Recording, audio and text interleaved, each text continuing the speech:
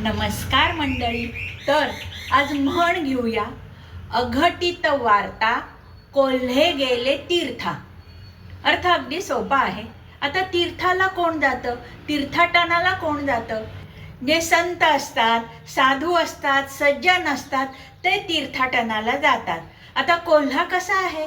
तो काय साधू संत किंवा सज्जन नाही, तो लबाड आहे, धूर्त आहे, स्वार्थी आहे. तो कशाला तीर्थाटनाला जाईल?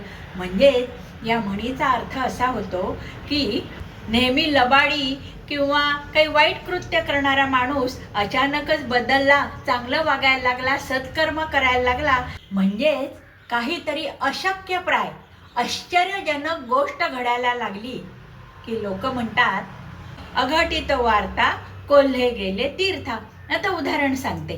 तो एक गुंड प्रवृत्तीचा माणूस होता आणि तो छोटे मोठे गुन्हे करायचा नेहमी.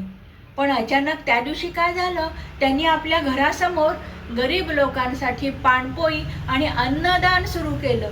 लोक म्हणायला लागले, अघटित वार्ता कोल्हे गेले तीर्था.